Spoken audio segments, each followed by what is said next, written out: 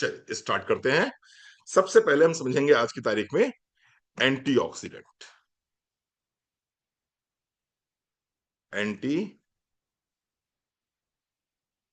Oxidant juice की हम बात करेंगे आज। एंटीऑक्सीडेंट जूस की बात करने से पहले हमें समझना होगा कि ऑक्सीडेशन किसे कहते हैं, क्या उपयोगिता है इस प्रोडक्ट की। इस प्रोडक्ट की अगर उपयोगिता को हम समझना चाहते हैं तो पहले हमें इस पूरे चेन रिएक्शन को समझना होगा कि ऑक्सीडेशन किसे कहते हैं। Oxidation, what is oxidation? Oxidation किसे कहते हैं? when the cells of our body slowly gets damaged, when the cells of our body slowly gets damaged due to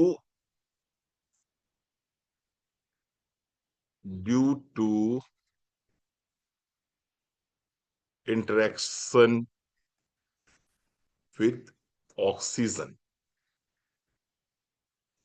due to interaction with oxygen, the process is called oxidation। मैं समझाता हूं बहुत अच्छे से आप। The process is called oxidation। इस सृष्टि में जो कुछ भी है वो ऑक्सीडाइज हो रहा है। सृष्टि में जो कुछ भी है वो ऑक्सीडाइज हो रहा है, क्योंकि कोई भी चीज जब ऑक्सीजन के संपर्क में आएगी और ऑक्सीजन के संपर्क में आने के बाद में उसमें जो रिएक्शन होगा उस प्रोसेस को हम ऑक्सीडेशन कहते हैं। जैसे कि एग्जांपल दे देता हूं आपको, थोड़ा समझ लीजिए अच्छे से ध्यान से। आप कोई लोहे की रॉड लेके आए, वो बिल्कुल न्यू थी रॉड। पूजा कोठारी, मंजू जी, वो रॉड लोहे की बिल्कुल न्यू थी। अब आपने उसको अपने टेरेस पे रख दिया। टेरेस पे रखने के बाद में वो रॉड क्या है, वो लगातार हवा के संपर्क में है रॉड। जब वो रॉड लगातार हवा के संपर्क में है तो क्या होगा, उस लोहे में ऑक्सीडेशन की प्रक्रिया शुरू हो जाएगी, जिसका परिणाम किस रूप में दिखाई पड़ेगा? जंग के रूप में दिखाई पड़ेगा। लोहे में जंग लगती है ना, कैसे लगती है? जब वो लोहा आयरन ऑक्सीजन से रिएक्ट करता है तो लोहा ऑक्सीडाइज होना शुरू हो जाता है, जिसको हम बोलते हैं रस्ट है, जिसको हम बोलते हैं लोहे पे जंग लग गई है। ठीक है साहब। इसी तरह से जब आप कोई भी एप्पल काट देते हो, एप्पल काट के आपने टेबल के ऊपर रख दिया, आप कुछ देर बाद देखोगे कि वो एप्पल का कलर कैसा हो गया? वो ब्राउन हो गया, वो ब्राउनिश कलर हो गया। क्यों ब्राउनिश कलर हो गया? क्योंकि एप्पल के जो मॉलिक्यूल्स थे वो किससे इंटरेक्ट कर गए? वो ऑक्सीजन से इंटरेक्ट कर गए। और जैसे ही वो ऑक्सीजन से इंटरेक्ट करे, वैसे ही क्या हो गया? एप्पल ऑक्सीडाइज होना शुरू हो गया और एप्पल का कलर क्या हो गया? ब्राउनिश हो गया। ठीक है। उसी तरह से उसी तरह से मानव शरीर, इंसानी शरीर में, मैं थोड़ा सा समझाने का प्रयास करूंगा और समझने का प्रयास आप भी करिएगा।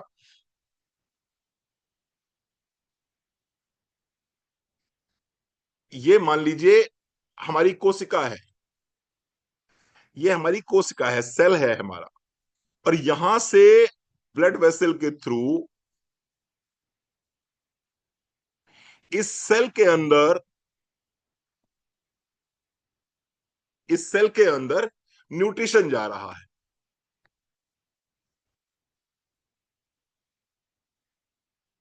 ब्लड वेसल है जिसमें कि क्या हो रहा है? ब्लड सर्कुलेट कर रहा है।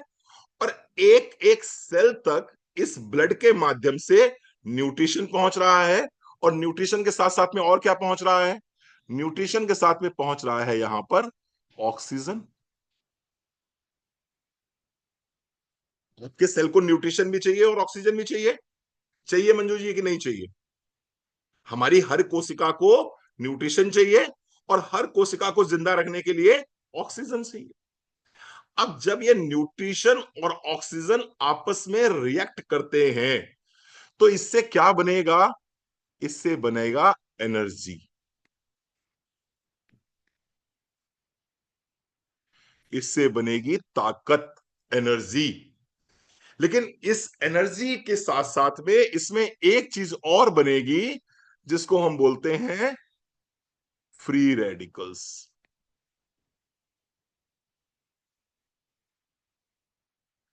समझने का प्रयास करते हैं, थोड़ा सा समझने का प्रयास करते हैं। आपने अपने घर पे कभी ना कभी अनार का जूस निकाला होगा। आपने कभी ना कभी अपने घर में मैंगो जूस निकाला होगा। मैंगो जूस जब निकालते हैं तो उसमें सिर्फ जूस ही नहीं निकलता है, उसमें लास्ट में कचरा भी बचता है। बचता है या नहीं बचता है? वो कचरा क्या होता है? वो कचरा यूजफुल होता है? नहीं, वो तो यूजफुल नहीं होता, वो तो वेस्ट है। उसी तरह से आपका जो सेल है जिसके अंदर न्यूट्रिशन गया ब्लड के माध्यम से, ऑक्सीजन गई ब्लड के माध्यम से, दोनों में आपस में इंटरेक्शन हुआ।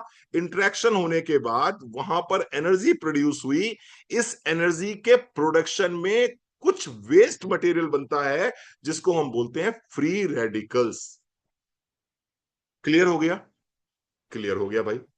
अब ये फ्री रेडिकल्स जो हैं ये बॉडी से बाहर निकल जाने चाहिए। कचरे को तो घर में नहीं रखते हो ना, या कचरे को उठा के फिर से ग्लास के जूस में डाल देते हो? वो जो आपने एक ग्लास जूस बनाया था, क्या वो जो कचरा है उसको जूस में डाल देते हो क्या? नहीं डालते हो ना, उसको बाहर फेंक देते हो। अगर उस कचरे को आप फिर से उसी ग्लास में डाल दोगे तो वो तो जूस बेकार हो जाएगा, वो टेस्ट भी नहीं रहेगा, उसकी उसकी एफिकेसी भी कमजोर पड़ जाएगी। तो वो कचरा क्या है, उसको बाहर निकल जाना चाहिए। जहां कहीं ये कचरा बाहर निकल जाता है वहां तो आप हेल्दी हो। और अगर मान लो ये कचरा बाहर ना निकल पाए तो ये आपके सेल्स को धीरे धीरे धीरे धीरे डैमेज करना स्टार्ट कर देता है। और जैसे जैसे सेल्स डैमेज होते हैं वैसे वैसे बीमारियां शुरू हो जाती। होपफुली आपको समझ में आ रहा होगा। ब्लड के माध्यम से आपकी एक एक कोशिका तक न्यूट्रिशन पहुंचता है। न्यूट्रिशन के साथ साथ ऑक्सीजन पहुंचती है। ये न्यूट्रिशन और ये ऑक्सीजन जब आपस में इंटरेक्ट करते हैं तो एनर्जी बनती है, एटीपी बनता है। और इसके साथ साथ में वेस्ट मटेरियल के रूप में एक चीज प्रोड्यूस होती है जिसको बोलते हैं फ्री रेडिकल्स। और ये फ्री रेडिकल्स बॉडी के सेल्स को डैमेज करते हैं। और इस प्रक्रिया को हम क्या बोलते हैं? ऑक्सीडेशन। यहां तक बात समझ में आ गई? थोड़ा सा और आगे बढ़ते हैं, थोड़ा सा और समझने का प्रयास करते हैं।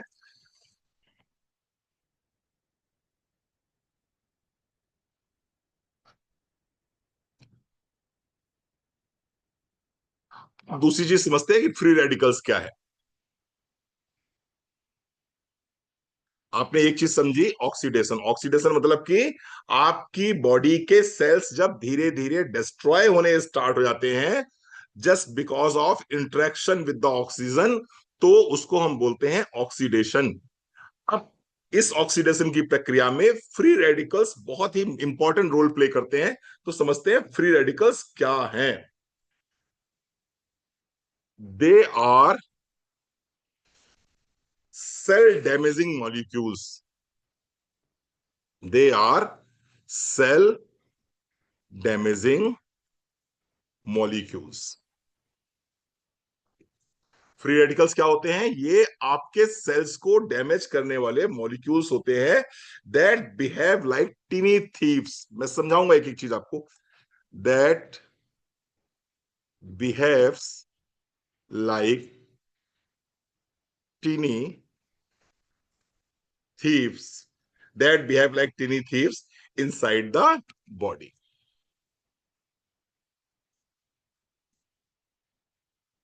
Inside the body. रिजल्ट क्या निकलेगा इसका? Result, while stealing electrons they damage cells. थोड़ा सा साइंटिफिक है, समझाने का प्रयास करूंगा। while stealing electrons they damage these cells. थोड़ा सा साइंटिफिक, बस जरा सा। होता क्या है सुनिए, जैसे मैंने बताया था आपको, ये ब्लड वेसल है, ये कोई सेल है, इस सेल के अंदर न्यूट्रिशन पहुंचा, यानी ग्लूकोज पहुंचा, और साथ ही साथ में ऑक्सीजन पहुंची, इंटरेक्शन हुआ, एनर्जी बनी, एनर्जी के साथ साथ फ्री रेडिकल्स बने। फ्री रेडिकल्स बेसिकली क्या होते हैं, आ, ये वो मॉलिक्यूल है जिसमें एक इलेक्ट्रॉन मिसिंग है। इलेक्ट्रॉन हमेशा पेयर में होते हैं। ये वो मॉलिक्यूल है जिसमें जो इलेक्ट्रॉन्स का पेयर होता है उसमें एक इलेक्ट्रॉन जो है मिसिंग रहता है हमेशा। एग्जाम्पल के रूप में इस तरह समझने का प्रयास कीजिए। एक एक व्यक्ति है जो मंदिर गया, मंदिर गया, और मंदिर जाने के बाद में उसने चप्पलें बाहर उतार दी, ये शूज बाहर उतार दिए। अब वो चला गया दर्शन करने। अब दर्शन करके लौट के आया, दर्शन करके लौट के आया, और उसने देखा कि मेरी दो चप्पलों में से एक चप्पल गायब है, एक चप्पल गायब है। अब ये क्या करेगा? इसने, अल्पना जी, आपकी दूसरी चप्पल यहां रखी थी, दो जोड़ी रखी थी, इसने एक आपकी उठा ली। अब इसका खुद का जोड़ा भी खराब हो गया, क्योंकि एक इसकी ओरिजिनल है और एक इसने अल्पना की ले ली। अब अल्पना की दूसरी है, इसकी दूसरी है, इसका खुद का पेयर मैच नहीं कर पाया, लेकिन अल्पना भी एक पैर की हो गई। अब अल्पना भी शांत नहीं बैठ रही। अल्पना ने क्या करा? पूजा की ले ली एक चप्पल। अल्पना का पेयर खुद तो खराब हो गया, पूजा का भी खराब हो गया। पूजा ने क्या करा? पूजा ने मंजू की चप्पल उठा ली। धीरे धीरे धीरे धीरे हो क्या रहा है, सारे सेल्स जो हैं वो अनस्टेबल होते चले जा रहे हैं। सारे सेल्स अनस्टेबल होते चले जा रहे हैं, और जितने ज्यादा अनस्टेबल सेल्स हो गए, उतना आपका टिश्यू डैमेज होगा, टिश्यू डैमेज होगा तो ऑर्गन डैमेज होगा, और भी बीमारियां शुरू हो जाएंगी। क्लियर हो रही है आपको बात? फ्री रेडिकल्स यानी कि वो मॉलिक्यूल जिसके अंदर इलेक्ट्रॉन पेयर में नहीं है, अनस्टेबल है, एक इलेक्ट्रॉन कम है उसका। और वो इलेक्ट्रॉन कम है तो क्या करता है? वो दूसरे सेल्स को डिस्टर्ब कर देता है, उससे एक इलेक्ट्रॉन छीन लेता है। जिस सेल को डिस्टर्ब करता है वो सेल भी डिस्टर्ब हो जाता है, वो फिर दूसरे से इलेक्ट्रॉन छीन लेता है। और इस तरह से धीरे धीरे धीरे धीरे पूरी बॉडी डैमेज होना स्टार्ट हो जाती स्टार्ट हो जाती। ठीक है साहब, चलो, ये दो बात समझ में आ गई। फ्री रेडिकल्स यानी कि वो सेल डैमेजिंग मॉलिक्यूल्स जो चोर की तरह हमारी बॉडी में पड़े रहते हैं, और ये क्या करते हैं? दूसरे सेल्स के इलेक्ट्रॉन को चुरा लेते हैं, जिससे कि दूसरे सेल्स भी डैमेज होने स्टार्ट हो जाते हैं, और वो फिर वो फ्री रेडिकल्स की तरह बिहेव करना शुरू कर देते हैं, वो दूसरे चुराने शुरू कर देते हैं, और एक तरह का क्योस पैदा हो जाता है। मतलब सबके पैरों में चप्पल तो है, लेकिन अपनी अपनी किसी के पास नहीं है। सबने एक अपनी रखी हुई है, एक चुरा के लाए, एक अपनी रखी, एक चुरा के लाए। ठीक है जी, चलो समझते हैं कि व्हाट और एंटीऑक्सीडेंट, क्योंकि समझ में आना बहुत जरूरी है। ये एंटीऑक्सीडेंट बेचने से पहले आपको पता तो होना चाहिए एंटीऑक्सीडेंट होता क्या है। What is antioxidant?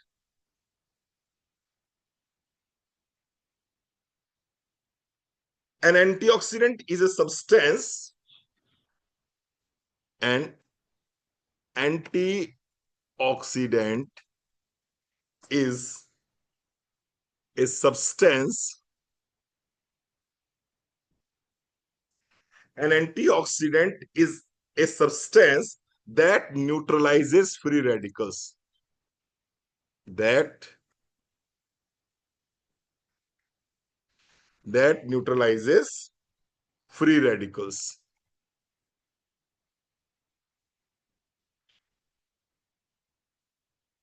एंटीऑक्सीडेंट क्या हो गए? एंटीऑक्सीडेंट वो सब्सटेंस होते हैं जो कि इन फ्री रेडिकल्स को न्यूट्रलाइज कर देते हैं by safely giving them by safely giving them an electron and stopping cell damage।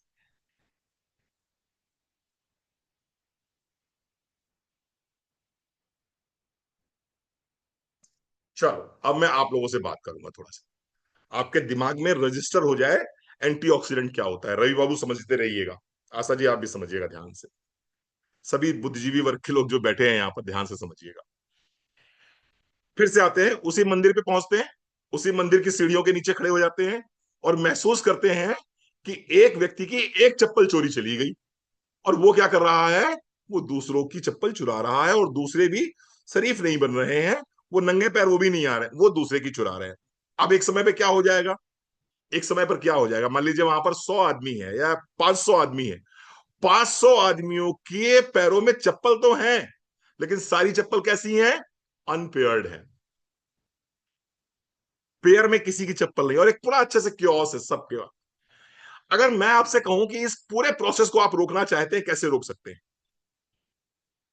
अगर इस पूरे प्रोसेस को आप रोकना चाहते हैं, ये ऐसा हो ना, ये केओस ना बने, है ना, सबके पास सबकी अपनी अपनी चप्पलें रहें, सबका पेयर पेयर मेंटेन रहे, ये पूरा केओस कैसे रोका जा सकता है, एक तरीके से, जब पहले वाले की चप्पल चोरी हुई है, उसकी चप्पल ढूंढ के ले आओ।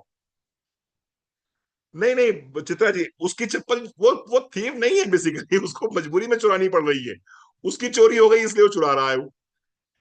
एक तरीका है इसका, बेस्ट तरीका ये है कि जो दूसरे की चप्पल चुरा रहा था सबसे पहला वाला, अगर उसी जगह पर उसको चप्पल दे दी जाए कि भाई तू ऐसा कर यार, इसकी मत, मंजू की चप्पल मत चुरा, मैं तुझे तेरी चप्पल वापस लाके दे रहा हूं, केओस खत्म हो जाएगा ना, क्योंकि जब उसको उसका पेयर मिल गया, तो फिर क्या करेगा, वो दूसरे की चुराएगा अपना, नहीं चुराएगा, आशा दूसरे की चुराएगा वो, नहीं चुराएगा वो, तो उसका अपना मिल गया, बात खत्म हो गई, अब सबकी बच गई। This is antioxidant. एंटीऑक्सीडेंट क्या कर रहा है, जो फ्री रेडिकल जिसका एक इलेक्ट्रॉन मिसिंग है, जिसकी वजह से वो दूसरे सेल्स को डिस्टर्ब कर रहा है, एंटीऑक्सीडेंट क्या कर रहा है, उसको एक इलेक्ट्रॉन दे रहा है कि भाई देख तू बवाल मत कर यार, तू केओस मत पैदा कर, तू अराजकता मत पैदा कर, तू दूसरों की चप्पलें मत चुरा, मैं तुझे एक, ये तेरी चप्पल मिसिंग थी ना, ये अपनी चप्पल पकड़ अपने घर जा, अब बात खत्म हो गई। ये है एंटीऑक्सीडेंट। मैंने समझाने का प्रयास किया, वैसे ये बायोलॉजिकल लैंग्वेज नहीं है, ये वो भाषा नहीं है जो भाषा पढ़ाई जाती है मेडिकल साइंस में, लेकिन मैंने समझाने का प्रयास किया और सर आपकी समझ में आ गया हो, आपकी समझ में आसानी से आ गया होगा। एंटीऑक्सीडेंट, ये कहते हैं antioxidant, an an antioxidant is a substance that neutralizes free radicals by safely giving them an electron and stopping cell death। हाँ, ये आसानी से समझ में आ गया आपकी, ठीक है जी। चलो, अब प्रश्न ये उठता है कि रणवीर सर, ये होता क्यों है, ये फ्री रेडिकल्स क्यों बनते हैं और कैसे बनते हैं, और क्या सबकी बॉडी में बनते हैं। हाँ जी साहब, सबकी बॉडी में बनते हैं। धीरे धीरे धीरे धीरे हम बुढ़े होंगे ही होंगे, जिसका जन्म हुआ है उसकी मृत्यु होगी ही होगी, जन्म मृत्यु जरा व्याधि, ये चार चीजें आपके जीवन में आएंगी ही आएंगी। कोई कितना भी पैसे वाला हो जाए, कोई कितना भी पावरफुल हो जाए, कोई कितना भी अपना ध्यान रख ले, ऐसा हो ही नहीं सकता कि वो बुढ़ा ना हो। किसी की एज स्लो होगी और किसी की एजिंग फास्ट हो, लेकिन होंगे तो है ही है। ठीक है साहब, चलो आइए बात करते हैं कि कॉजेज ऑफ फ्री रेडिकल्स क्या होते हैं, क्यों फ्री रेडिकल्स बनते हैं।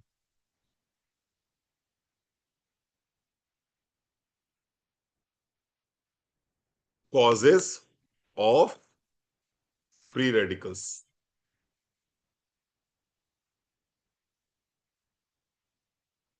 एक मिनट, लाइट चली गई है, थोड़ा सा मुझे लाइट ले आने दीजिए,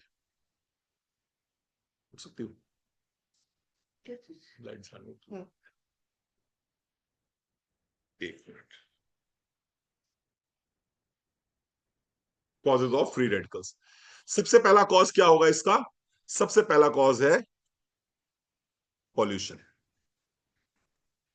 सबसे पहला कॉज है पॉल्यूशन, पॉल्यूशन एंड स्मोक,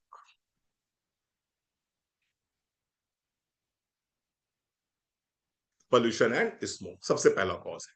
समझने का प्रयास करते हैं क्या मतलब हुआ है इसका। इसका मतलब ये हुआ कि जैसे ही आप पोल्यूशन के संपर्क में आते हैं, जैसे ही आप स्मोक के संपर्क में आते हैं,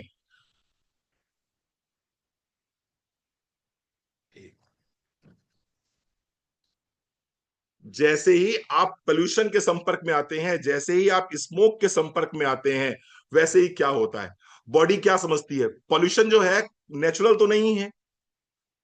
बॉडी जो है, बॉडी पोल्यूशन को, जैसे ही पोल्यूशन को चेक करती है अपने अंदर, तो चूंकि पोल्यूशन के अंदर जो पार्टिकल्स हैं वो नेचुरल पार्टिकल्स तो नहीं है, वो नैसर्गिक तो नहीं है, वो प्रकृति के द्वारा दिए हुए तो नहीं है। तो ऐसा भगवान ने एक फिनोमेना बना रखा है हमारी बॉडी में कि जो भी नेचुरल होगा उसको बॉडी एक्सेप्ट करेगी, और जो नेचुरल नहीं होगा, जो केमिकल होगा, जो इनऑर्गेनिक होगा, बॉडी हमेशा उसको as a foreign particle treat करेगी। बॉडी हमेशा उसको as a foreign particle treat करेगी।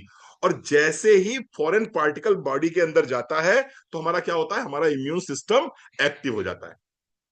हमारा इम्यून सिस्टम एक्टिव हो जाता है। किस लिए एक्टिव हो जाता है, कि देखो भाई बॉडी में फॉरेन पार्टिकल आया है, इसको डैमेज करो, इसको डैमेज करो। और उसको डैमेज करने के प्रोसेस में बॉडी में सूजन आ जाती है।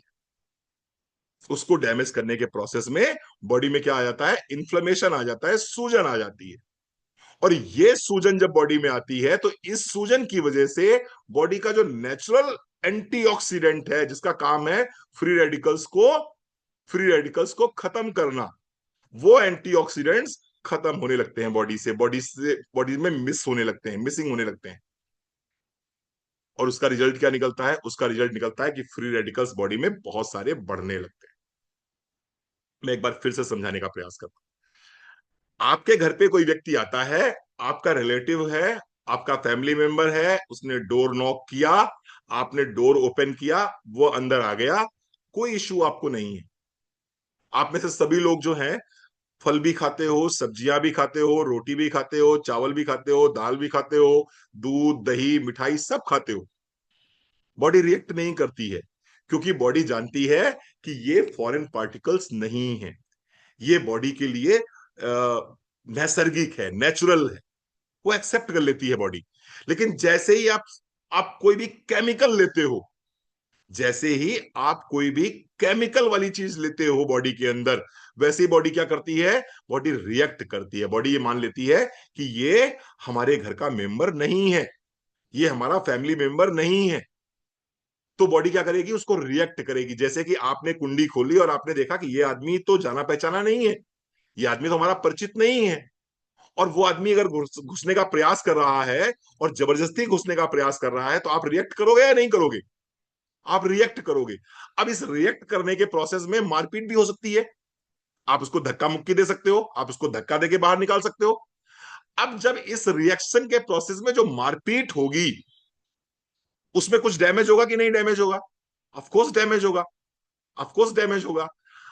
वो जो वो जो मारपीट का प्रोसेस है, वो जो बॉडी के इम्यून सिस्टम का रिएक्शन का प्रोसेस है, उस प्रोसेस में बॉडी में इंफ्लेमेशन आ जाता है, सूजन आ जाती है।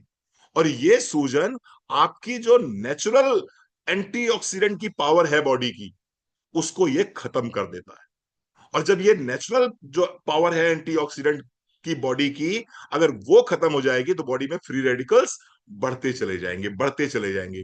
और जितने ज्यादा फ्री रेडिकल्स बढ़ेंगे, उतना ज्यादा बॉडी डैमेज होगी। समझ पा रहे हैं सर आप लोग, या मैं खुद ही को समझ रहा हूं? कई बार कहता हूं, पढ़ाते पढ़ाते मैं खुद समझ लेता हूं, है ना, मुझे मेरा ही रिपीट होता चला जाता है। तो ऐसा तो नहीं मैं खुद ही समझ रहा हूं, मैं खुद ही पढ़ रहा हूं, मैं खुद ही पढ़ा रहा हूं, ऐसा तो नहीं। आप लोगों को भी समझ में आ रहा मंजू जी? तो जब पॉल्यूशन के माध्यम से हम अपनी बॉडी में केमिकल को इनहेल करते हैं या इंजेस्ट करते हैं, तो बॉडी उसके अगेंस्ट में काम करती है। और जब बॉडी उसके अगेंस्ट में काम करती है, बॉडी का इम्यून सिस्टम उसके अगेंस्ट में काम करता है, तो बॉडी में इन्फ्लेमेशन आता है। और ये इन्फ्लेमेशन बॉडी के नेचुरल एंटीऑक्सीडेंट्स को खत्म कर देता है, जिससे कि फ्री रेडिकल्स की मात्रा हमारी बॉडी में बहुत तेजी से बढ़ जाती है, और बॉडी धीरे धीरे डैमेज होना स्टार्ट हो जाती है। ठीक है साहब। आप कहोगे रणवीर सर मैं तो पोल्यूशन के संपर्क में ही नहीं हूं, और हमारे यहां तो किसी प्रकार का पोल्यूशन है ही नहीं। ठीक है साहब, दूसरी चीज देख लेते हैं। Junk food, junk food and processed food, इसके विषय में क्या ख्याल है आप लोगों का? भगवान ने आलू बनाई थी,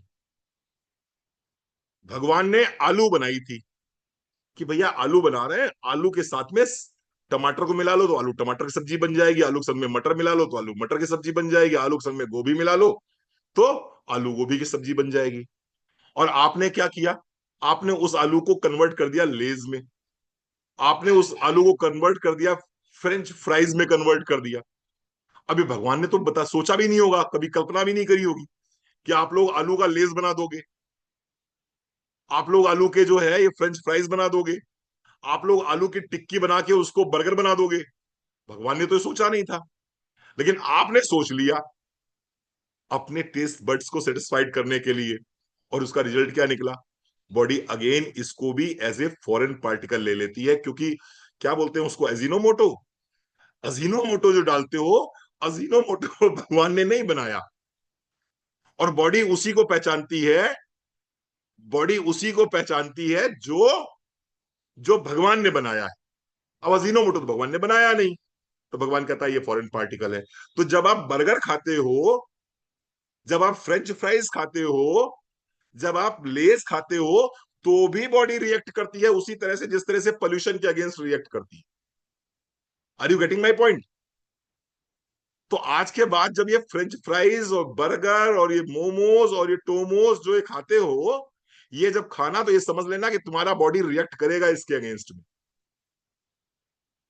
ठीक है जी, चलो आगे बढ़ते हैं, आगे बढ़ते हैं। तीसरी चीज,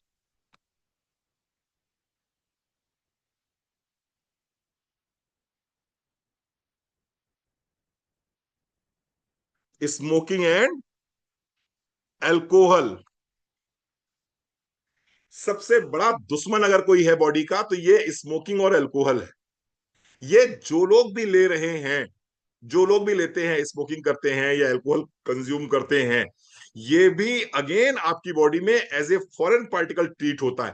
आपने कभी देखा है उसको? अरे मतलब क्षमा कीजिएगा, जो लोग लेते हैं वो, मैं उनके अगेंस्ट नहीं हूं। आप कहेंगे रणवीर सर हम तो रेगुलर लेते हैं, तो फिर हम आपके विरोध में नहीं है। लेकिन जो सिगरेट पीते हैं, आपने कभी देखा सिगरेट पीते ही वो उनको खांसी आती है? जैसे वो सिगरेट का एक पफ लिया, दो पफ लिया, तो उनको खांसी आती है। खांसी क्यों आती है? क्योंकि बॉडी कहती है कि ये हमारे लिए नेचुरल नहीं है, ये हमारे लिए फॉरेन पार्टिकल है, और बॉडी उसको रिएक्ट करती है, बॉडी उसको बाहर निकालने का प्रयास करती है कि ये हमारे लिए ठीक नहीं है, ये हमारे लिए सही नहीं है। कभी आपने अल्कोहल पीने वालों को देखा है? वो जब पीते हैं अल्कोहल तो ऐसा नाक बहुत सिकोड़ते हैं कि बड़ा अजीब सा मुंह बनाते हैं। तो मुझे समझ में नहीं आता, मैंने जब इतना अजीब सा मुंह बनाना ही है तुमको, तो लेते क्यों हो यार? क्योंकि कोई फ्रूट जूस तो है नहीं ये, और ना इसमें अंदर कोई कोई कॉफी का टेस्ट आता है, ना इसके अंदर कोई टी का टेस्ट आता है, ना इसके अंदर कोई फ्रूट जूस का टेस्ट आता है। फिर पीते क्यों हो जब नाक बहुत सिकोड़ रहे हो? बॉडी रिएक्ट करती है। शरीर आपका कोई भी चीज जो बॉडी के लिए सही नहीं है, नैसर्गिक नहीं है, बॉडी रिएक्ट करती है उसके अगेंस्ट। और बॉडी अल्कोहल को भी as a foreign particle treat करती है, बॉडी स्मोक को भी एज ए फॉरेन पार्टिकल ही ट्रीट करती है।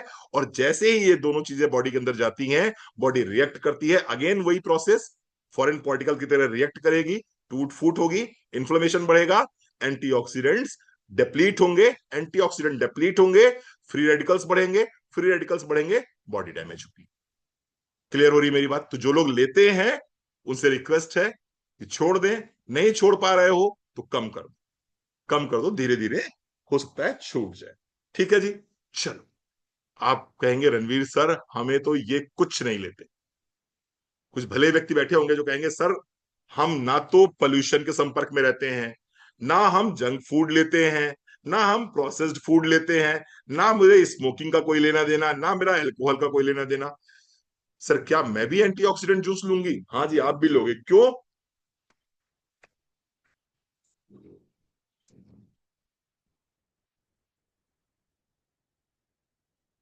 इससे कैसे बचोगे? क्या बच सकते हो इससे? And sun UV race.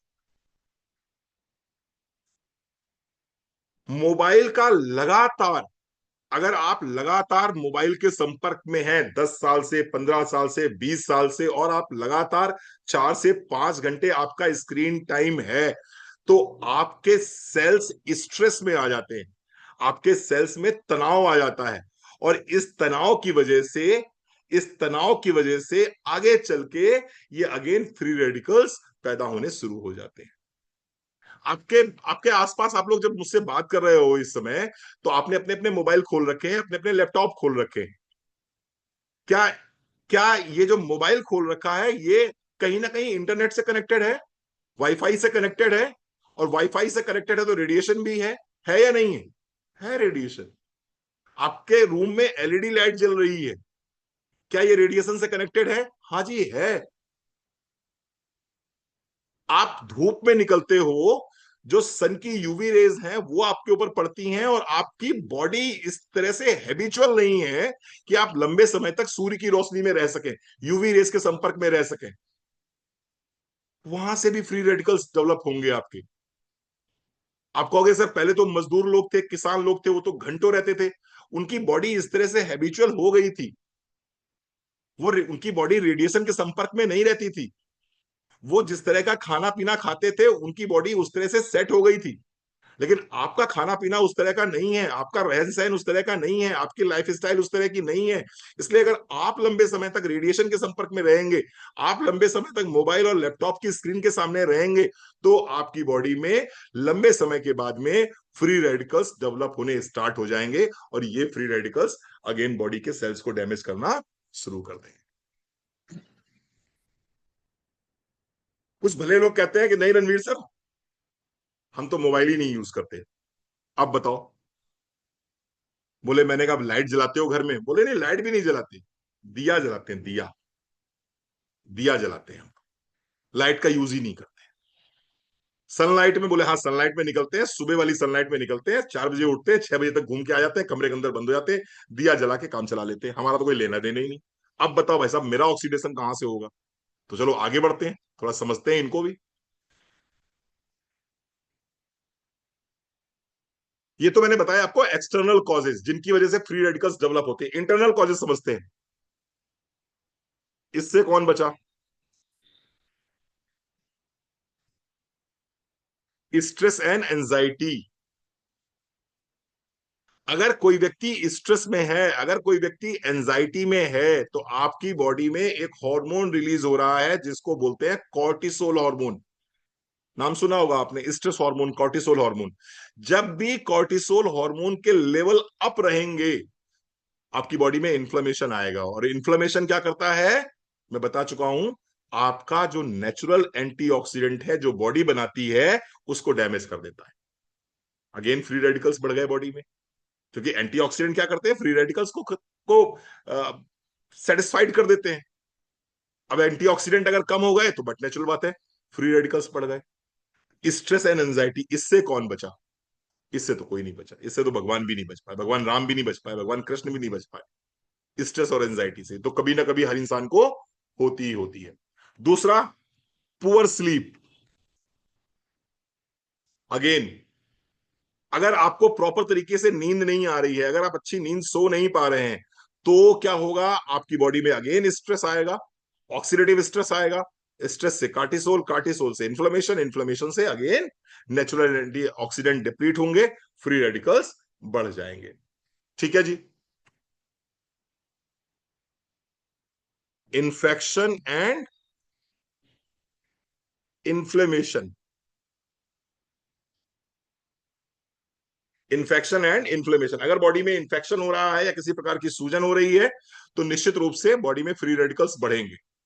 Body में फ्री रेडिकल्स बढ़ेंगे, बॉडी के सेल्स धीरे धीरे डैमेज होंगे।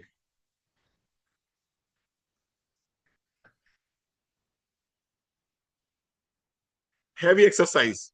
अगर आप हैवी एक्सरसाइज कर रहे हैं, अगर आप हैवी एक्सरसाइज कर रहे हैं और उसके बाद में आपकी बॉडी रिकवरी नई स्टेज में नहीं है, तो फ्री रेडिकल्स बढ़ेंगे आपकी बॉडी में। तो आपकी बॉडी में फ्री रेडिकल्स बढ़ेंगे। और एजिंग, एक मिनट, और है एजिंग। एजिंग यानी कि जैसे ही आपकी उम्र 25 साल के बाद बढ़ती है ऊपर की तरफ, आफ्टर 25 ईयर्स, 25 साल की उम्र के बाद में natural antioxidant production decreases. Natural antioxidant production decreases.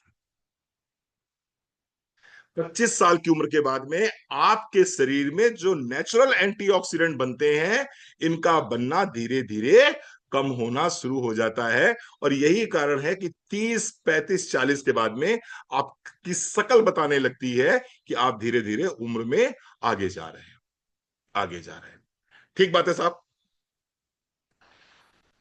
चलो, तो ये मैंने बताया आपके causes of free radicals. Free radicals कैसे बनते हैं, अब मुझे आप ईमानदारी से बताइएगा, इतनी सारी चीजों को देखने के बाद में आप बताओ, क्या कोई व्यक्ति ऐसा है जो कि बच सकता है फ्री रेडिकल से? नहीं बच सकता। Practically not possible. आप पोल्यूशन से नहीं बच सकते हैं, आप जंग से नहीं बच सकते हैं, आप स्ट्रेस एंजाइटी से नहीं बच सकते हैं, आप आप सन यूवी रेस से नहीं बच सकते हैं। आप बच ही नहीं सकते हैं, आप बच ही नहीं सकते हैं फ्री रेडिकल्स से। ठीक है साहब। चलो, चलो, अब प्रश्न ये आ रहा है कि सर ये फ्री रेडिकल्स अगर मान लो हो भी गए बॉडी में, तो ये करेंगे क्या हमारे लिए? आप सबसे बढ़ गए, उम्र से कैसे बच पाओगे? अगर आज आपकी उम्र 25 साल है, फीमेल्स के लिए थोड़ा सा इशू रहता है, वो बताने में संकोच करती हैं, लेकिन आपको तो पता है ना मेरी डेट ऑफ बर्थ क्या है। आप जो भी क्रीम पाउडर लगा के अपने आप को दुनिया से छिपा सकते हो कि मेरी एज क्या है, लेकिन आपकी डेट ऑफ बर्थ तो वही रहेगी ना। अगले साल 1 साल तो मंजू जी बड़े हो ही जाएंगे ना। या आप कह सकते हो कि सर मैंने तो समय को रोक दिया है, या सर जितने साल की मैं होती जाती हूँ उतनी डीओबी में 1 साल बढ़ाती चली जाती हूँ। पहले सर मेरी डीओबी 84 थी, अब सर मैं जब अगले साल आऊंगी तो मैं बता दूंगी 85 हो गई, फिर उसके अगले साल मैं 86 कर दूंगी, तो मेरी एज कैसी रहेगी? मेरी एज ही नहीं बढ़ेगी, मेरी तो एज एकदम फिक्स हो गई। ये तो प्रैक्टिकली पॉसिबल है नहीं। तो मतलब कुल मिला के ये हो गया कि फ्री रेडिकल्स का बनना नेचुरल है और वो बनेंगे ही बनेंगे। चल, आगे बात करते हैं कि अगर मान लो बन गए फ्री रेडिकल्स, बॉडी में आ गए फ्री रेडिकल्स, तो problems caused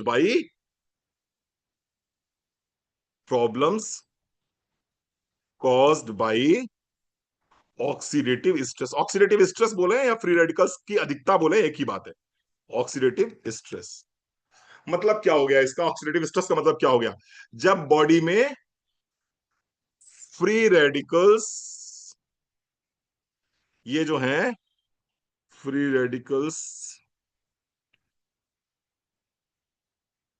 is greater than, free radicals is greater than antioxidant.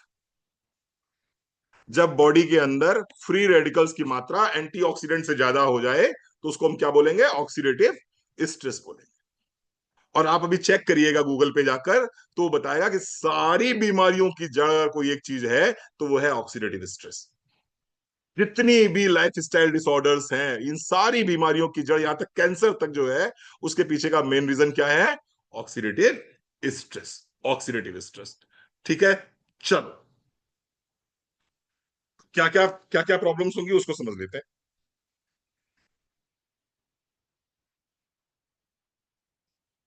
Cellular level पे क्या प्रॉब्लम होगी, मतलब अगर फ्री रेडिकल्स बॉडी में बढ़ गए तो सेलुलर लेवल पे, सेल लेवल पे क्या प्रॉब्लम्स होंगी उसको समझ लेते हैं। सेल लेवल पे क्या होगा कि सेल मेम्ब्रेन डैमेज होगी, यानी कि सेल की दीवार जो है वो वो डैमेज होगी। सेल मेम्ब्रेन डैमेज होगी। सेल की रिपेयरिंग जो है वो वीक हो जाएगी। सेल की रिपेयरिंग जो है वो क्या हो जाएगी, वो वीक हो जाएगी। सेल रिपेयरिंग जो है वो वीक हो जाएगी। ठीक है। फास्टर एजिंग हो जाएगी, जल्दी आप बुढ़े लगने लगोगे। फास्टर एजिंग हो जाएगी, उम्र जल्दी बढ़ने लगेगी। ठीक है साहब। लो एनर्जी रहेगी, ताकत आपको नहीं रहेगी, एनर्जी लेवल बहुत वीक रहेगा आपका। लो एनर्जी रहेगी, लो एनर्जी रहेगी। ठीक है। और इसकी वजह से क्या रहेगा, कांस्टेंट फटीग, लगातार थकान महसूस करेंगे आप। Constant fatigue, constant fatigue and weakness, constant fatigue and weakness. लगातार थकान और कमजोरी आपको महसूस होगी। ये सेल लेवल पे डैमेज शुरू हुआ आपका, ये सेल लेवल पे डैमेज शुरू हुआ। ठीक है जी। ब्रेन के लेवल पे क्या होगा, ये बता रहा हूं मैं आपको। फ्री रेडिकल्स अगर बॉडी में ज्यादा बनेंगे तो क्या नुकसान होगा। क्यों हर आदमी को एंटीऑक्सीडेंट जूस लेना चाहिए। Brain and mental, brain and mental health पे क्या असर पड़ेगा। मेमोरी लॉस होगा, ब्रेन फॉग होगा, मेमोरी लॉस होगा, ब्रेन फॉग होगा, सोचने समझने की शक्ति आपकी कमजोर हो जाएगी। इसके साथ साथ एंजाइटी रहेगी आपको, एंजाइटी रहेगी, इरिटेबिलिटी रहेगी,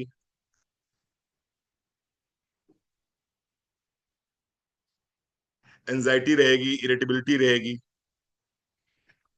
पुअर कंसंट्रेशन रहेगा,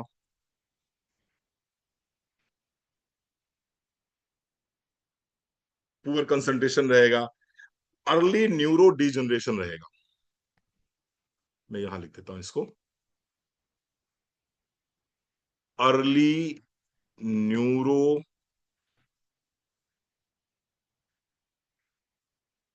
न्यूरो डीजेनरेशन रहेगा। क्या मतलब हुआ, अगर बॉडी में फ्री रेडिकल्स बहुत तेजी से बन रहे हैं और एंटीऑक्सीडेंट नेचुरली आपकी बॉडी में नहीं बन पा रहे हैं, तो मेमोरी लॉस की प्रॉब्लम आपको शुरू हो सकती है, ब्रेन फॉग हो सकता है, एंजाइटी और डिप्रेशन आ सकता है, इरिटेबिलिटी आ सकती है, पुअर कंसंट्रेशन आ सकता है, और बहुत जल्दी early neuro degeneration. Early neuro degeneration का मतलब होता है कि आपके ब्रेन के सेल्स जल्दी से जल्दी डैमेज होने स्टार्ट हो गए। तो अक्सर आपने देखा होगा कि कुछ लोग 60 वर्ष के लोग कहते हैं ना, 60 ईयर्स में लोग क्या कहते हैं, 60 वर्ष का कोई व्यक्ति जब होता है तो लोग क्या कहते हैं, ये सठिया गए हैं। बोलते हैं ना सठिया गए हैं। सठियाने का क्या मतलब हुआ, उस व्यक्ति के पास तो ज्यादा अनुभव हो गया ना अब तो जिंदगी का। अब तो उसका ब्रेन और शार्प होना चाहिए, अब तो वो और अच्छे से आपको आंसर करना चाहिए, अब तो वो व्यक्ति ज्यादा समझदार होना चाहिए। लेकिन ना, बोला गया जाता है ये सठिया गए हैं। सठियाना इसलिए बोला जाता है कि 25 वर्ष की उम्र के बाद में आपकी बॉडी में एंटीऑक्सीडेंट्स कम बनते हैं, फ्री रेडिकल्स ज्यादा बनते हैं। 60 वर्ष की उम्र आते आते आपकी बॉडी में एंटीऑक्सीडेंट्स ना के बराबर बनते हैं और फ्री रेडिकल्स बहुत तेजी से बनते हैं। और ये फ्री रेडिकल्स क्या करते हैं, सेल्स को डैमेज करते हैं, तो ब्रेन सेल्स को भी डैमेज करेंगे ये। और जब ब्रेन सेल्स को भी डैमेज करेंगे तो सोचने समझने की शक्ति कम हो जाती है, अर्ली न्यूरो डिजनरेशन स्टार्ट हो जाता है। अर्ली न्यूरो डिजनरेशन मतलब हो गया कि आपको अक्सर दिखाई पड़ेंगे घर में जो है, कुछ बुजुर्ग लोग ऐसे होते हैं जो जो बड़ी टिपिकल सी बातें करते हैं, बड़ी टिपिकल सी बातें करते हैं। ठीक है, उनको समझाना बहुत मुश्किल हो जाता है, उनकी याददाश्त बहुत कमजोर हो जाती है। चाय पीने के बाद कह देते हैं बहू ने तो मुझे चाय पिलाई ही नहीं। खाना खाने के बाद कह देते हैं मैंने तो आज खाना खाया ही नहीं। कई बार वो रास्ते भूल जाते हैं, कई बार सामान रख के भूल जाते हैं। These are early neurodegenerative. ठीक है साहब, ये ब्रेन पे असर पड़ता है। और क्या असर पड़ता है, और फ्री रेडिकल्स अगर बॉडी में रहेंगे तो क्या असर पड़ेगा, heart and blood vessels, heart and blood vessels, cholesterol, high BP, cholesterol high BP, blocked arteries,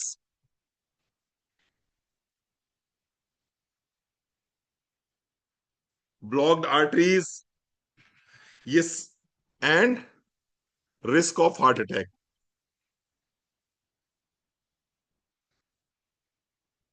जिसकी बॉडी में फ्री रेडिकल्स ज्यादा होंगे उसको हार्ट के लेवल पे इस तरह के चैलेंजेस आ सकते हैं।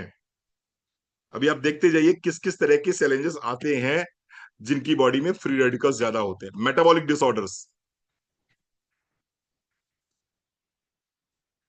मेटाबॉलिक डिसऑर्डर्स का मतलब हो गया इंसुलिन रेजिस्टेंस। अगर किसी को इंसुलिन रेजिस्टेंस की प्रॉब्लम है तो इसका मतलब उसकी बॉडी में फ्री रेडिकल्स ज्यादा बन रहे हैं। ऑक्सीडेटिव स्ट्रेस में बॉडी है, जिसको बोलते हैं डायबिटीज। इसके साथ साथ में अगर आपका बेली फैट है, ये भी ऑक्सीडेटिव स्ट्रेस का ही केस है।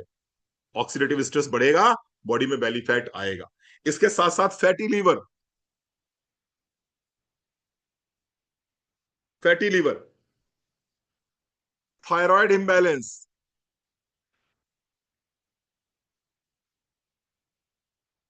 Thyroid imbalance and PCOD.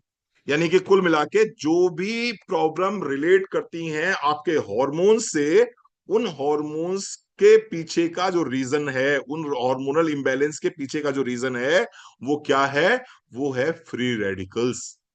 वो है फ्री रेडिकल्स। ठीक है साहब, चलो और आगे बढ़ते हैं।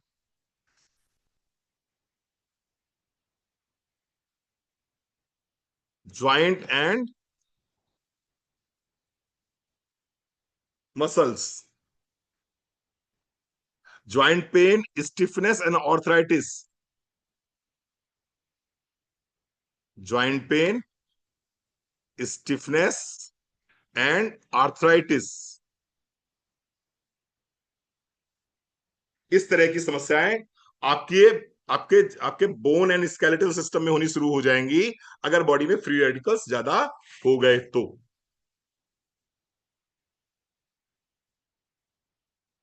Skin and hair, skin and hair and eyes, and eyes, wrinkles हैं। अगर किसी को बहुत ज्यादा रिंकल्स आ रहे हैं, अगर किसी को बहुत ज्यादा रिंकल्स आ रहे हैं एंड अर्ली एजिंग है, किसी को अर्ली एजिंग है, पिगमेंटेशन है। अभी किसी ने पूछा मुझसे कि रणवीर सर थोड़ा सा कुछ सस्ता सपोर्ट है क्या, मैंने कहा नहीं भाई नहीं है।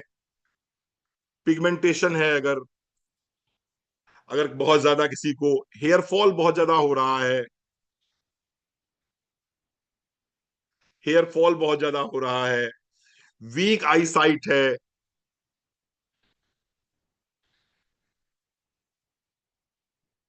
वीक आई साइट है, कैटरेक्ट का रिस्क है किसी को,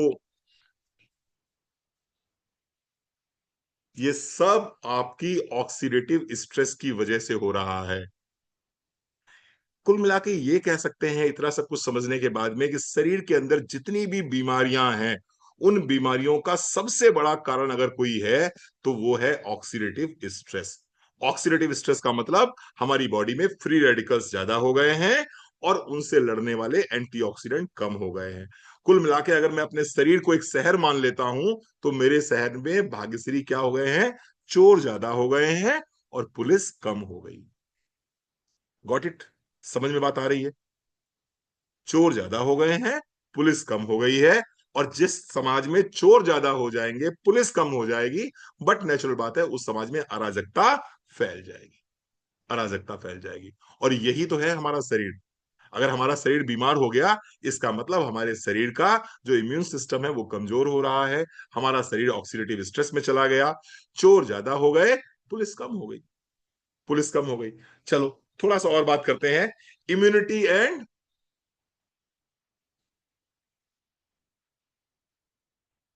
इसके अलावा बात करें तो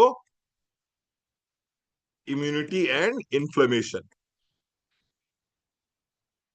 अगर आपका इम्यून सिस्टम वीक है, आपकी बॉडी में सूजन बहुत ज्यादा बनी रहती है, तो इसका मतलब हो गया कि आपकी बॉडी में फ्री रेडिकल्स की मात्रा ज्यादा है, ऑक्सीडेटिव स्ट्रेस ज्यादा है। इसके साथ साथ में allergies and auto immune disorder.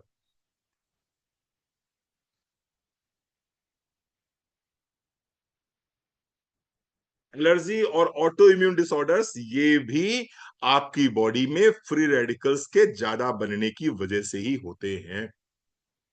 ये भी ऑक्सीडेटिव स्ट्रेस का ही रिजल्ट है।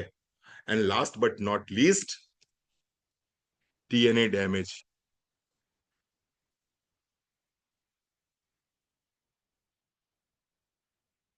डीएनए को समझते हैं आप? डीएनए क्या होता है? डीएनए आपकी बॉडी का सॉफ्टवेयर होता है, आपका डीएनए। आपकी बॉडी में आपकी थायराइड ग्लैंड कैसे काम करेगी, ये कौन डिसाइड करेगा? डीएनए डिसाइड करेगा। किसी भी लड़की को पीरियड्स कब स्टार्ट होंगे, कौन डिसाइड करेगा? डीएनए डिसाइड करेगा। आपके बाल कितने लंबे होंगे, ये कौन डिसाइड करेगा? डीएनए डिसाइड करेगा। आपका व्यवहार कैसा होगा, ये कौन डिसाइड करेगा? डीएनए डिसाइड करेगा। आपकी हाइट कितनी होगी, ये कौन डिसाइड करेगा? आपका डीएनए डिसाइड करेगा। आपका कलर गोरा होगा या काला होगा, ये कौन डिसाइड करेगा? ये आपका डीएनए डिसाइड करेगा। अक्सर आपने सुना होगा, लोग कहते हैं यार इस व्यक्ति का तो डीएनए में ही प्रॉब्लम है, या इस व्यक्ति का तो डीएनए ही डिस्टर्ब है।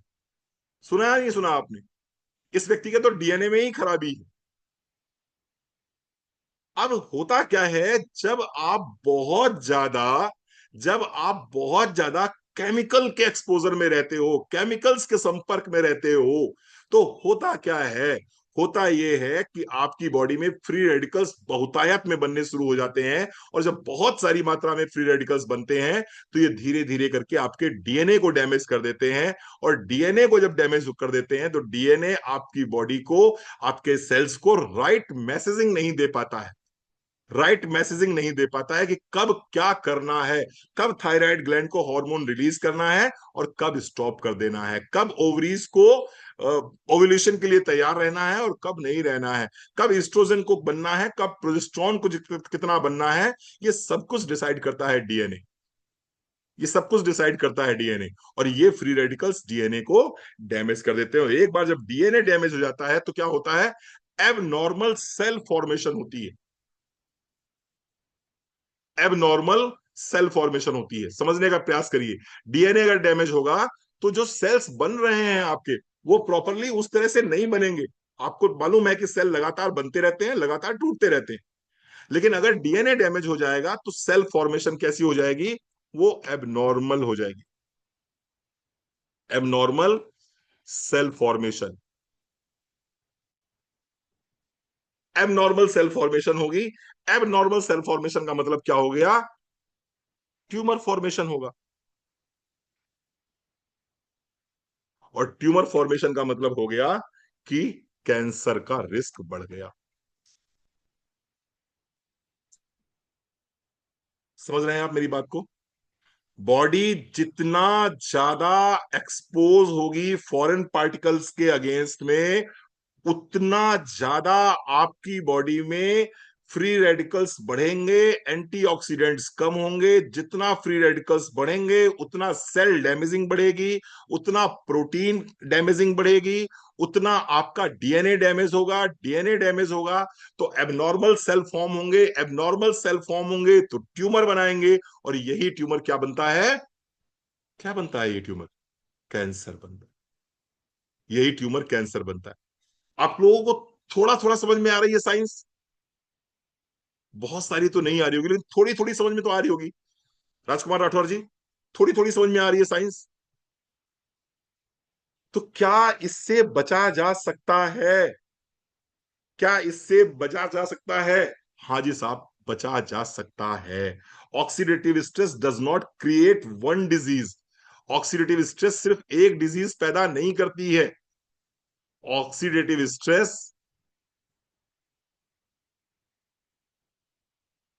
Oxidative stress does not create only one disease, ये सिर्फ एक बीमारी नहीं पैदा करती है, but it weakens every organ, but it weakens every organ, हमारी बॉडी के हर ऑर्गन को ये क्या कर देता है, वीक कर देता है, कमजोर कर देता है। ठीक है साहब, अब थोड़ा सा और गहराई से समझते हैं। अब हमारा कल बात बड़ी अच्छी बोल रहे थे गौरव भाटिया सर, उन्होंने अपनी ट्रेनिंग में एक बात बोली थी कि हमें दो चीजों पे बहुत ज्यादा काम करना होगा। एक तो हमें नीड क्रिएशन पे काम करना होगा, नीड जनरेशन पे काम करना होगा, और दूसरा लिस्ट पे काम करना होगा। अगर हमारे पास बहुत सारे लोगों की लिस्ट है और हम उनकी नीड को जनरेट करने में कामयाब हो गए, तो निश्चित रूप से हमारा बिजनेस बहुत आसान हो जाएगा, हमें किसी को कन्विंस करने की जरूरत नहीं पड़ेगी। क्या आपको लगता है आपकी नीड जनरेट हो रही है इतनी देर की ट्रेनिंग में? 1 घंटे मैंने आपको पढ़ाया है, इस 1 घंटे की ट्रेनिंग में आपको ऐसा लग रहा है कि नहीं, फ्री रेडिकल से तो बचना चाहिए, एंटीऑक्सीडेंट की जरूरत तो बॉडी को है? इतनी देर में इतना समझ में आया? सुजाता जी, अल्पना जी, राजकुमार राठौर सर, इतनी देर में क्या इतना आप लोगों को समझ में आया कि नहीं यार, फ्री रेडिकल से तो बचना चाहिए, बॉडी में जितना ज्यादा एंटीऑक्सीडेंट जाएगा उतना अच्छा रहेगा। अच्छा, मुझे ईमानदारी से बताइएगा, दिल पे हाथ रख के बताइएगा, कोई व्यक्ति जब बीमार होता था तो पहले हमारे यहाँ क्या लेके जाते थे हम लोग? हम लोग क्या लेके जाते थे? हम लोग फल फ्रूट लेके जाते थे ना? फल फ्रूट लेके जाते थे कि नहीं लेके जाते थे? सेब लेके जाते थे, संतरा लेके जाते थे, केले लेके जाते थे, है ना, ग्रेप्स लेके जाते थे। क्यों लेके जाते थे ये सब कुछ? क्यों लेके जाते थे ये सब कुछ? क्योंकि फलों में और हरी सब्जियों में एंटीऑक्सीडेंट्स ज्यादा होते हैं, भरपूर मात्रा में एंटीऑक्सीडेंट्स होते हैं। इसलिए हम फल फ्रूट्स लेके जाते थे, फ्रूट्स लेके जाते थे बीमार आदमी के पास में, क्योंकि उसकी बॉडी में उस समय ऑक्सीडेटिव स्ट्रेस बढ़ा होता था, और हम इधर से फ्रूट्स के माध्यम से उसकी बॉडी को एंटीऑक्सीडेंट दे देते थे, जिससे वो थोड़ा सा बैलेंस में आ जाती थी बॉडी। ठीक बात है। लेकिन आज की समस्या क्या है? आज हम दोहरी मार से झेल रहे हैं। कैसे झेल रहे हैं, समझने का प्रयास करिए। पहली बात तो यह है कि अगर कोई व्यक्ति बीमार होता है तो लोग उसको देखने ही नहीं जाते आज की तारीख में। हम सही बताएं राजकुमार जी, आज की तारीख में लोग देखने ही नहीं जाते। अच्छा, लोग करते क्या है, बड़े कलाकार हैं, उसमें व्हाट्सएप मैसेज लिखते हैं, एक क्या लिखते हैं, गेट वेल सून, और 2 ठो इमोजी डाल देते हैं फूलों वाली, बोले हो गया, निपट गया इतने में। पहले जो हम लोग 100-100 किलोमीटर, 200-200 किलोमीटर राजकुमार जी देखने जाते थे ना, कि फला आदमी बीमार हो गया, चलो उसको देख आए जाकर। देख आए जाके मतलब ये थोड़ी था कोई डॉक्टर थोड़ी हो तुम देखने जाते थे। देख आए जाकर मतलब कि हो सकता है वो व्यक्ति इतने सारे फल फ्रूट इकट्ठा ना कर पा रहा हो, उसका बहुत सारा पैसा लग रहा हो डॉक्टर्स के यहाँ पर, अपने काम पे भी वो नहीं जा पा रहा है, तो चलो उसको कुछ फल फ्रूट दे आए जाकर, ये पर्पस होता था। और आप क्या कर रहे हो? आप लिख रहे हो गेट वेल सून और 2 ठो फूलों की फोटो डाल देते हो, और ये सोचते हो कि इससे आदमी ठीक हो जाएगा। उससे कैसे ठीक हो जाएगा? व्हाट्सएप मैसेज से कोई आदमी ठीक हो जाता है क्या? आपको भी लगता है मेरा धर्म पूरा हो गया? ठीक है जी, पहली बात तो ये समझ लीजिए। दूसरी मार हम क्या झेल रहे हैं?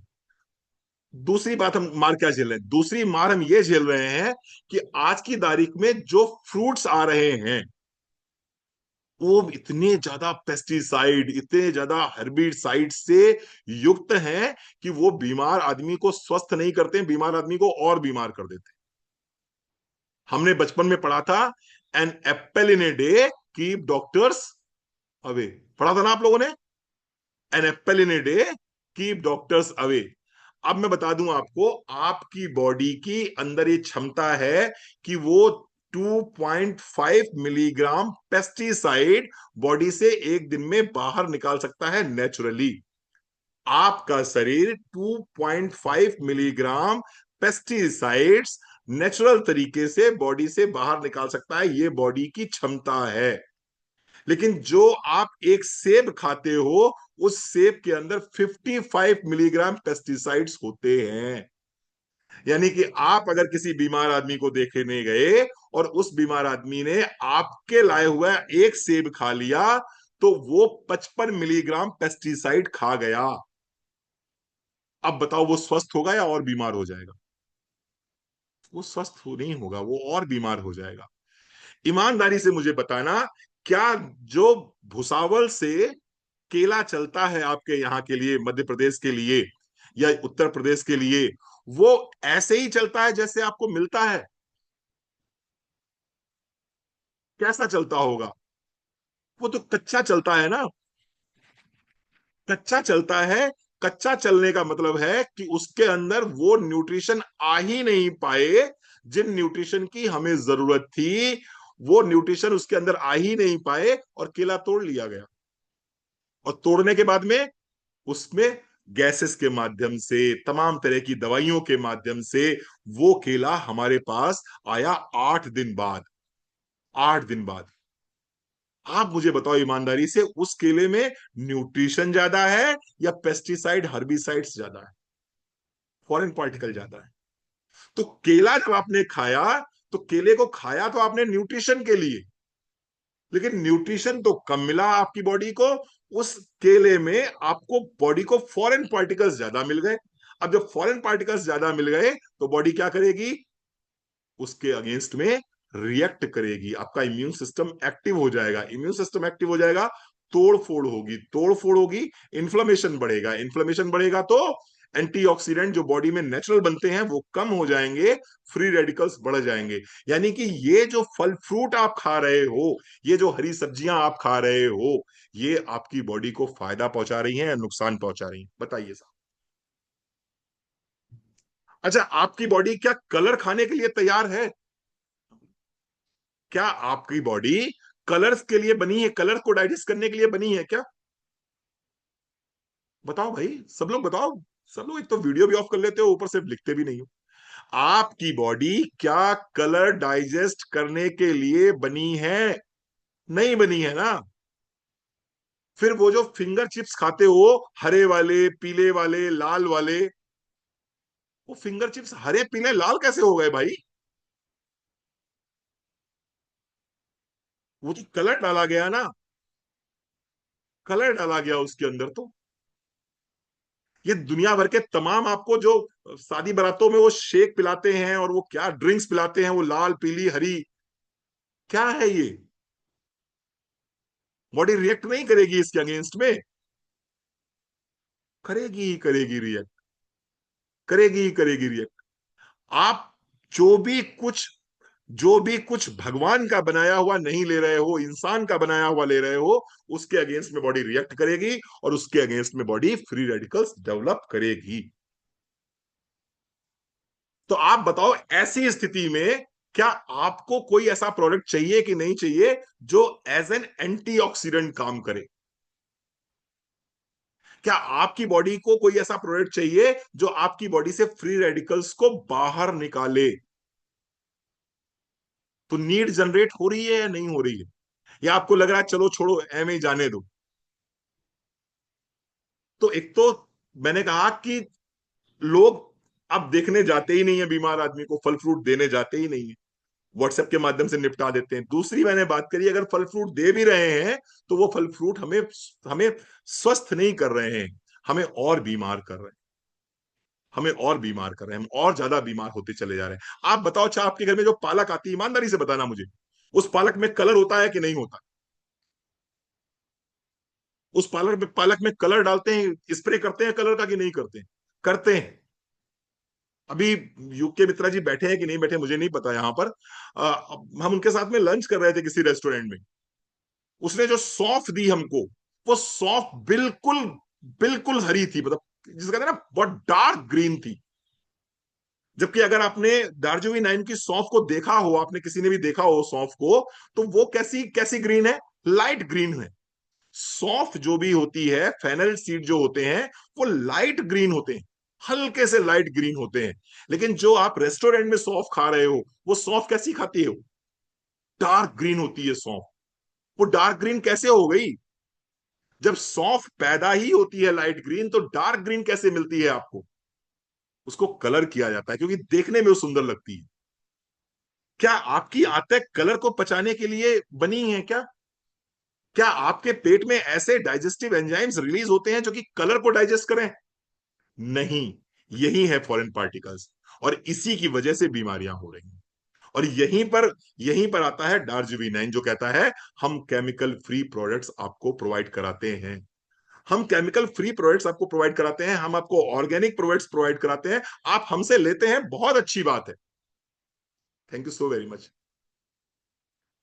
आप आप हमसे लेते हैं, बहुत अच्छी बात है, लेकिन दार्जिलिंग तो ये कहता है आप कहीं से भी ले लीजिए, लेकिन शुद्ध खा लीजिए।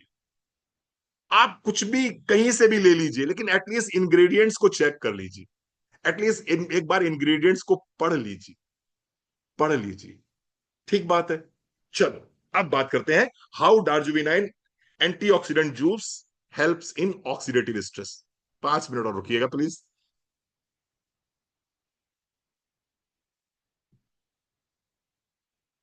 इसीलिए मैंने कहा था ये प्रोडक्ट थोड़ा सा बहुत इंपॉर्टेंट है। हाउ डार्जुविनाइन antioxidant juice helps in oxidative stress. डार्जुविनाइन का एंटीऑक्सीडेंट जूस इस बीमारी से कैसे हमको बाहर निकाल सकता है, ऑक्सीडेटिव स्ट्रेस से कैसे बाहर निकाल सकता है, फ्री रेडिकल्स से कैसे हमको बचा सकता है, एंटीऑक्सीडेंट कैपेसिटी हमारी कैसे बढ़ा सकता है, हम इस पे बात करेंगे। ये एंटीऑक्सीडेंट जूस सिर्फ और सिर्फ आपको विटामिन नहीं देता है, सिर्फ विटामिन ही नहीं देता है, बल्कि इसके साथ साथ में ये आपके सेलुलर प्रोटेक्शन सिस्टम को एक्टिवेट कर देता है। सेलुलर प्रोटेक्शन सिस्टम को एक्टिवेट कर देता है, सिस्टम को एक्टिवेट कर देता है, यानी कि आपका एक्टिवेट कर देता है, आपके सेल्स जो हैं उनको प्रोटेक्ट करने का सिस्टम को ये एक्टिवेट कर देता है। ठीक है साहब, चलिए आइए बात करते हैं क्या क्या काम करता है। सबसे पहला काम तो ये करता है कि फ्री रेडिकल्स को न्यूट्रलाइज कर देता है, फ्री रेडिकल्स को न्यूट्रलाइज कर देता है, फ्री रेडिकल्स को न्यूट्रलाइज कर देता है। यानी कि जो भी बॉडी में फ्री रेडिकल्स बन रहे हैं, ये ऊट पटांग के खाने की वजह से, स्ट्रेस की वजह से, पुअर स्लीप की वजह से, पोल्यूशन की वजह से, वो जो फ्री रेडिकल्स बन रहे हैं उन फ्री रेडिकल्स को ये न्यूट्रलाइज कर देता है। कैसे न्यूट्रलाइज कर देता है? इसके अंदर कुछ कंटेंट्स हैं, कुछ इंग्रेडिएंट्स हैं, उसकी बात करते हैं। ग्लूटाथियोन, ग्लूटाथियोन इसके अंदर है। ग्लूटाथियोन बॉडी खुद बनाती है, हमारा लीवर ग्लूटाथियोन बनाता है, और नेचुरल एंटीऑक्सीडेंट है ये। लेकिन प्रश्न ये उठ रहा है कि जब लीवर फैटी हो गया है, जब लीवर पे फैट एक्युमुलेट हो गया है, लीवर पे टॉक्सिन्स चढ़ गए हैं, तो वो लीवर ग्लूटाथियोन नहीं बना पाता है। और जब नेचुरल एंटीऑक्सीडेंट बॉडी में नहीं बनता है, तो फ्री रेडिकल्स लगातार बढ़ते चले जाते हैं, और यही फ्री रेडिकल्स 100 बीमारियों को जन्म देते हैं। ठीक है, लेकिन इसके अंदर, इस एंटीऑक्सीडेंट जूस के अंदर ग्लूटाथियोन हमने अलग से डाला हुआ है। दूसरा, रेसवेराट्रॉल, इसके अंदर आपको मिलेगा रेसवेराट्रॉल। ये रेसवेराट्रॉल क्या है? ये आपका आपका जो ग्रेप्स है, ग्रेप्स के जो स्किन है उससे निकालते हैं इसको, उससे निकालते हैं इसको, और ये अगेन फ्री रेडिकल्स को न्यूट्रलाइज कर देता है। फ्री रेडिकल्स को कैसे न्यूट्रलाइज करेगा? मैंने बताया था आपको शुरुआत में, ध्यान करिए, वो चोर जिसकी एक चप्पल चोरी हो गई थी, तो ये कैसे न्यूट्रलाइज करेगा? एक इलेक्ट्रॉन उसको दे देगा, यानी उसकी चप्पल की जोड़ी पूरी कर देगा, तो आगे बवाल होगा ही नहीं, आगे और डैमेजिंग होगी ही नहीं। ठीक है। तीसरा, इसके अंदर मिला हुआ है एक्स्ट्राजेंथिन, एक्स्ट्राजेंथिन। ये सब फ्री रेडिकल्स को न्यूट्रलाइज करने वाले एंटीऑक्सीडेंट्स हैं जो हमने इस जूस के अंदर डाला हुआ है। इसके अंदर है विटामिन सी, विटामिन सी। कभी आप एप्पल लीजिए, एप्पल को बीच से काट दीजिए, उसको रख दीजिए टेबल पे, और कुछ देर बाद आप देखेंगे उसका कलर ब्राउन हो गया, ये क्या है? ऑक्सीडेटिव स्ट्रेस है। फिर एक नींबू लीजिए और उस पर नींबू लगा दीजिए, नींबू लगा दीजिए, वो ब्राउन नहीं होगा, वो ब्राउन नहीं होगा। इसका मतलब क्या है? इसका मतलब यह है कि उस ऑक्सीडेटिव स्ट्रेस को विटामिन सी ने कंट्रोल कर दिया। ईमानदारी से दिल पे हाथ रख के बताइएगा, कितने लोग रेगुलर संतरा खाते हो? कितने लोग रेगुलर संतरा खाते हो? बहुत रेयर ऑफ द रेयरेस्ट, बहुत रेयर ऑफ द रेयरेस्ट लोग खाते हैं संतरा रेगुलर। तो विटामिन सी तो हम रेगुलर खा ही नहीं रहे। अगर किसी के यहां संतरे लेके पहुंच जाओ तो सामने वाला क्या कहता है? सामने वाला कहता है हम कोई बीमार है क्या जो हमारे संतरा लेके आए हो? हाँ, उसके यहाँ अगर कैडबरी की वो जो चॉकलेट लेके पहुंच जाओ तो खुश हो जाता है। तो कहता है हाँ अब ठीक काम किया तुमने। उसके यहाँ 1 किलो मिठाई का डब्बा लेके चले जाओ तो कहता है हाँ ये बढ़िया काम किया आपने। उसके यहाँ कुछ बर्गर पिज्जा समोसे वगैरह लेके चले जाओ तो वो संतुष्ट हो जाता है। लेकिन उसके यहाँ अगर आप एप्पल और संतरे लेके चले जाओ, कहता कोई हम बीमार है क्या जो हमको संतरे लेके आए हमारे यहाँ पर?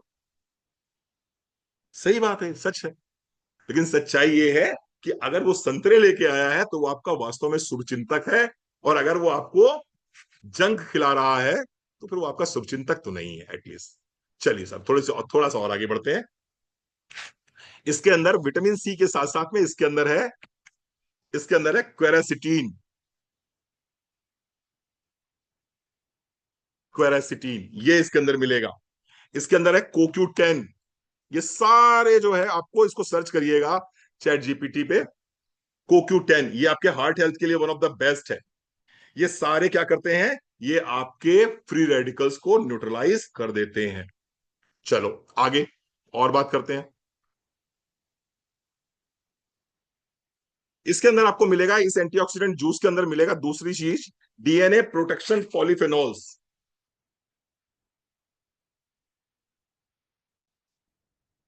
डीएनए प्रोटेक्शन, बस थोड़ी देर और।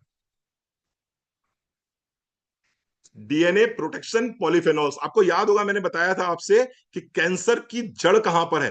कैंसर की जड़ है डीएनए डैमेजिंग में।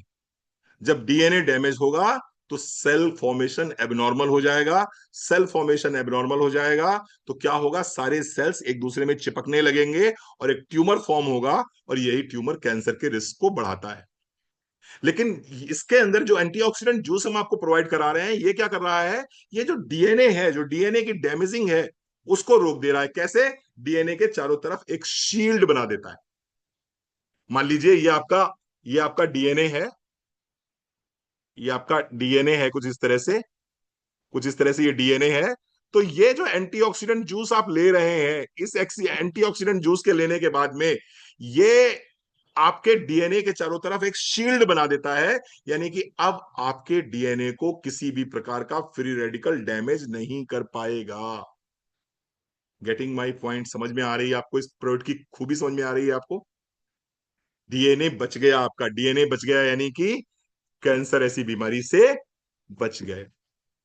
ग्रेप सीड एक्सट्रैक्ट मिला हुआ है इसके अंदर, ये डीएनए को प्रोटेक्ट करता है।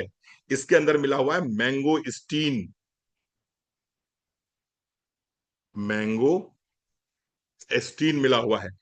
सारी बेरीज मिली हुई है, जितनी भी तरह की ब्लू बेरीज, जितनी भी बेरीज होती हैं, ये क्या करती हैं? ये डीएनए को प्रोटेक्ट करती हैं। ठीक है, डीएनए के आसपास एक शील्ड बना देती हैं। ये आपको कहां मिलेगा? डार्जिलिंग के एंटीऑक्सीडेंट जूस में मिलेगा। ठीक है साहब, चलो तीसरी बात करते हैं। बस 2 मिनट और रुक जाइएगा। Activates bodies antioxidant factory.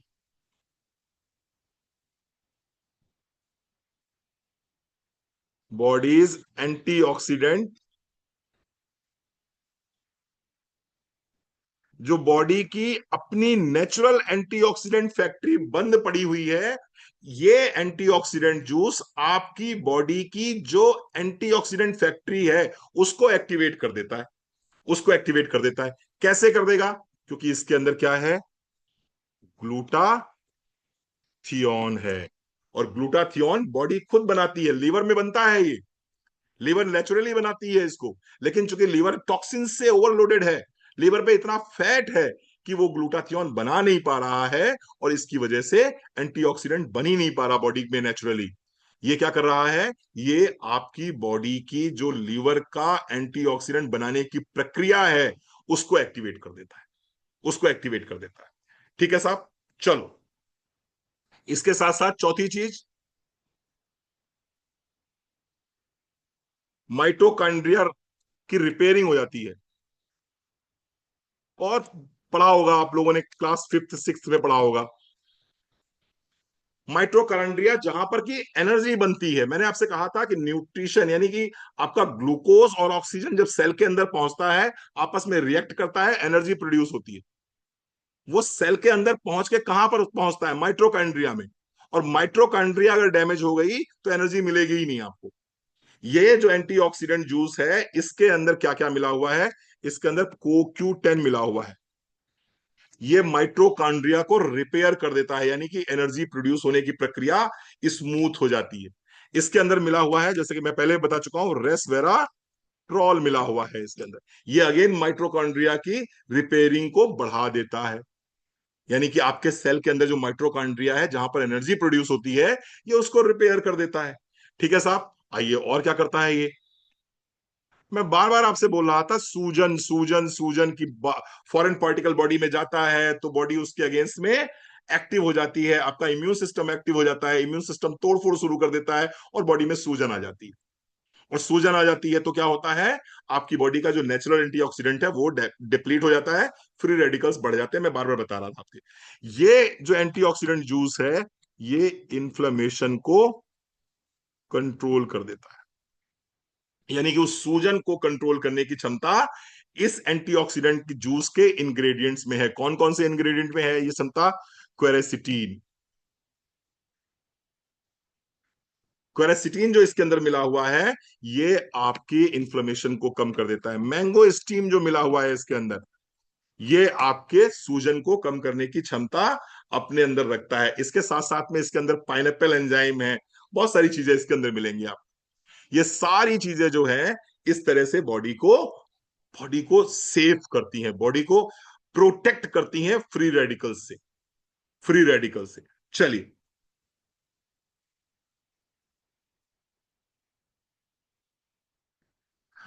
आपसे मैं अगर पूछूं कि हमारा सेल, हमारी बॉडी में बीमारी कब आती है, बीमारी देखिए कैसे आती है, मैं समझाने का प्रयास करता हूं। डिजीज तब शुरू होती है, डिजीज तब शुरू होती है जब जब सेल डैमेज होता है,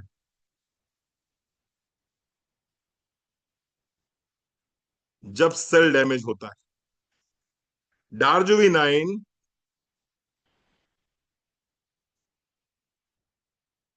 एंटीऑक्सीडेंट जूस सेल डैमेज होने ही नहीं देता, डैमेज होने ही नहीं देता। तो आप कैसे नीड जनरेट करोगे, आप बिल्कुल स्पष्ट बोलोगे। कैसे बात करेंगे हम, बहुत सिंपल तरीके से बात करेंगे कि अगर आप चाहते हैं कि आपका शरीर लंबे समय तक स्वस्थ एवं निरोगी बना रहे, युवा और जवां बना रहे, तो इसका एक उपाय है, और उपाय ये है कि आप अपनी बॉडी में फ्री रेडिकल्स को कम करते जाएं और एंटीऑक्सीडेंट्स को बढ़ाते चले जाएं। फ्री रेडिकल्स को कम आप कर नहीं सकते, क्योंकि पॉल्यूशन पे आपका कंट्रोल नहीं है।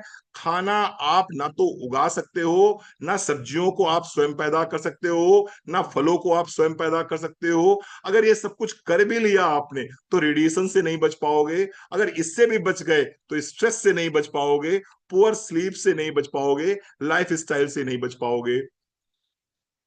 तो क्या करना होगा, करना ये होगा कि आपको इन फ्री रेडिकल्स के अगेंस्ट में हमें एक सुरक्षा कवच बनाना पड़ेगा, जिसको हम बोलते हैं एंटीऑक्सीडेंट।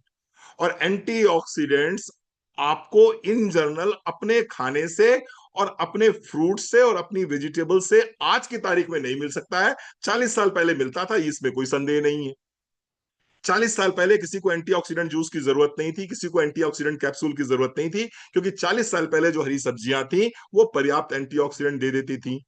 जो हम फल खाते थे, सीजनल फल खाते थे, वो पर्याप्त एंटीऑक्सीडेंट हमें दे देते थे। जो हम दूध लेते थे, दही लेते थे, घी खाते थे, वहां से पर्याप्त एंटीऑक्सीडेंट हमें मिल जाता था।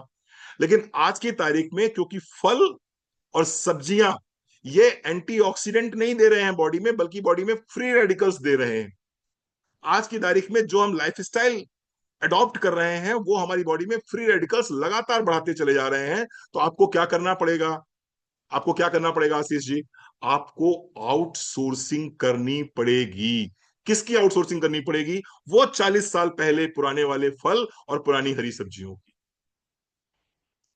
वो 40 साल पहले के गेहूं की, वो 40 साल पहले के बाजरे की, वो 40 साल पहले के चावल की। आपको आउटसोर्सिंग करनी पड़ेगी। आपसे मैं कहूं 40 साल पुराने वाले फल लेके आ जाइए, 40 साल पुराने वाली हरी सब्जियां लेके आ जाइए, 40 साल पुराना गेहूं लेके आ जाइए, चावल लेके आ जाइए, दाल लेके आ जाइए, तो आप मुझसे क्या कहोगे? रणवीर सर, कैसे? Is it practically possible? Sir ये तो पॉसिबल नहीं है। तो जब ये पॉसिबल नहीं है तो हम आपको इसका एक अल्टरनेट देते हैं। और वो अल्टरनेट क्या है? वो अल्टरनेट है एंटीऑक्सीडेंट जूस।